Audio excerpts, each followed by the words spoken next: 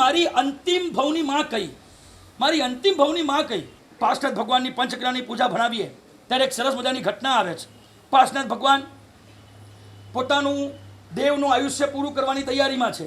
એમને વિચાર આવે છે કે મારી અંતિમ ભવની માં કઈ, મારી અંતિમ ભવની માં કઈ, જે બસ હવે લાસ્ટ મારો જન્મ છે, મારા આખા ભવચક્રની અંતિમ માં છે. હવે તો હું અજન્મ બનવાનો છું, લાવ ને મારી માના દર્શન કરી આવું.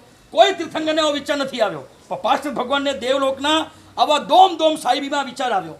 અને પછી થયું કે લાવ ને મારા, પણ કે એ તો પોતે ત્યાંથી બી જોઈ શકતા હતા કે નહીં, મારે તો રૂબરૂ મારી માને મળવું છે.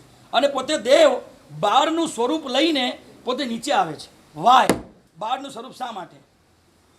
કેમ ભિખારીનો નહીં, કેમ કોઈ અમીરનો નહીં, કેમ કોઈ શેઠનો નહીં, કેમ કોઈ માલે તુજારનો નહીં, કેમ કોઈ નગર શેઠનો નહીં, કેમ કોઈ વૃદ્ધનો નહીં, કેમ કોઈ બ્રાહ્મણનો નહીં, કેમ કોઈ સંતનો નહીં, કેમ કોઈ સાધુનો નહીં, કેમ નહીં, બાળકનો કેમ? એનું કારણ એક જ છે કે માને જોવાની મજા જે બાળકમાં છે ને એ બીજા કોઈ ભવમાં ને કોઈ અવતારમાં નથી.